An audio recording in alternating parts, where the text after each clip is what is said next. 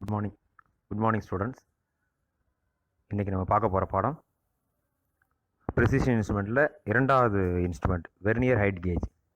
இந்த vernier height gauge என்பது marking பண்ணுவதற்கு உதவக்கூடிய மிக முக்கியமான ஒரு இன்ஸ்ட்ருமெண்ட்.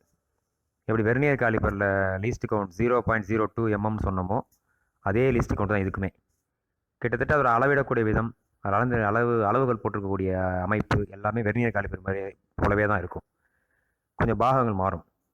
அதனால் இந்த இன்ஸ்ட்ருமெண்ட்டை பயன்படுத்தி உயரங்களை அளவிடலாம், அதே நேரத்தில் மார்க்கிங் செய்யலாம். மார்க்கிங் செய்யறதுக்கு பயன்படக்கூடிய மிக முக்கியமான ஒரு கருவி. இதோடைய பாகங்கள் கீழே படம் கொடுத்துருக்காங்க. இந்த படத்தில் வந்து ஏபிசிடி பிரகாரம் பாகங்கள் கொடுத்துருக்காங்க. அதோட விளக்கம் வந்து மேலே கொடுத்துருக்காங்க. Beam, base, main slide, jaw clamp, vernier scale, main scale, finer adjusting slide, அது மாதிரி எல்லா பாகங்களையும் கொடுத்துருக்காங்க. அந்த பாகங்கள் நோட் பண்ணி பார்த்துக்குங்க. அடுத்ததாக இந்த வெர்னியர் ஹைட் கேஜ் எப்படி பயன்படுத்துகிறாங்க அப்படின்னு கேட்டால் ஒரு ஸ்க்ரைபர் ஒன்று உண்டு. முக்கியமாக ஸ்க்ரைபர் என்றால் வருவக்கூடிய இடம். இந்த படத்தில் போட்டிருக்காங்கல்ல, ஈன்னு போட்டிருக்காங்கல்ல,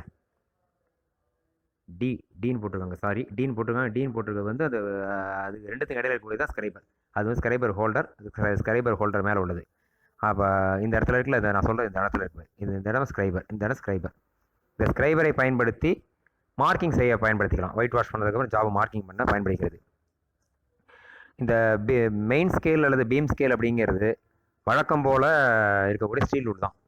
எப்படி வெர்னியர் காலிப்பரில் வந்து பீம் ஸ்கேல் பார்த்தோமோ அதேமாதிரி ஸ்டீல் ரூல் மாதிரியே மார்க் பண்ணியிருப்பாங்க. அதுக்கு அடுத்ததாக வெர்னியர் ஸ்லைடு இருக்கு இல்லையா, அந்த வெர்னியர்ஸ் இந்த இடத்துல இருக்குது வெர்னியர் ஸ்லைடு. இந்த வெர்னியர் ஸ்லைடில் தான் வழக்கம் போல் 50 mm எடுத்து 49 mm எடுத்து 50 பாகங்களாக பிரிச்சிருப்பாங்க. மெயின் ஸ்கேலில் இருக்கக்கூடிய 49 mm எடுத்து வெர்னியர் ஸ்கேலில் 50 சமபாகமாக பிரிச்சிருப்பாங்க. தேர்ஃபோர் லீஸ்ட் கவுண்ட் கண்டுபிடிக்கிறது அதே மெத்தட் தான். போன கிளாஸ் சொன்னோம் இல்லையா வெர்னியர் காலிப்பர், அதே போல் ஒரு MSD மைனஸ் 1 VSD, இது ஃபார்முலா மாதிரி இருக்கும், ஞாபகம் வச்சுங்க. கண்டிப்பாக ஒன் வேர்ட்லேயே கேட்பாங்க. மெயின் ஸ்கேல் கண்டுபிடிக்கிறதுக்கு வெர்னியர் காலிப்பர் வெர்னியர் ஹைட் கேஜுக்கெல்லாம் என்னென்னா least count equal to 1 MSD minus 1 VSD. 1 MSD என்பது மெயின் ஸ்கேல் டிவிஷன், VSD என்பது வெர்னியர் ஸ்கேல் டிவிஷன். அதே மாதிரி தான் வெர்னியர் காலிப்பர் உள்ளது மட்டும் நம்ம லீஸ்ட் கவுண்டாக 0.02 mm தான் வரும். 0.02 mm இருக்கக்கூடிய ஒரு லீஸ்ட் கவுண்ட் கொண்ட ஒரு இன்ஸ்ட்ருமெண்ட். இந்த அட்ஜஸ்ட்மெண்ட்டை இந்த இன்ஸ்ட்ருமெண்ட்டோட அட்ஜஸ்டிங் ஸ்க்ரூவை பயன்படுத்தி மிக நுணுக்கமான அளவுகளையும் நம்ம கொண்டு வரலாம். குறிப்பாக இந்த அட்ஜஸ்ட்மெண்டிங் ஃபைன் அட்ஜஸ்ட்மெண்ட் இருக்குல்ல, இந்த இடத்துல இருக்கு இல்லையா, இந்த ஃபைன் அட்ஜஸ்டிங் ஸ்க்ரூவை பயன்படுத்தி துல்லியமான அளவுகள் கொண்டு வரலாம்.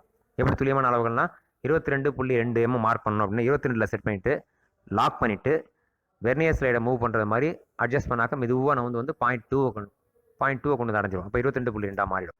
அந்த அளவு கொண்டு வந்துடலாம். ஃபைனான மிக நுணுக்கமான அளவுகளை கொண்டு வரதுக்குள்ள அட்ஜஸ்ட்மெண்ட் ஸ்க்ரூ பேர் ஃபைன் அட்ஜஸ்டிங் ஸ்க்ரூ. ஓகே, அடுத்த வெர்னியர் ஹைட் கேஜை பயன்படுத்தி எவ்வாறு கிராஜுவேஷன் பிரிச்சிருக்காங்க, அது எப்படி பயன்படுத்துகிறோம் அப்படிங்கிறது அடுத்த கிளாஸில் நான் சொல்கிறேன். Okay, thank you.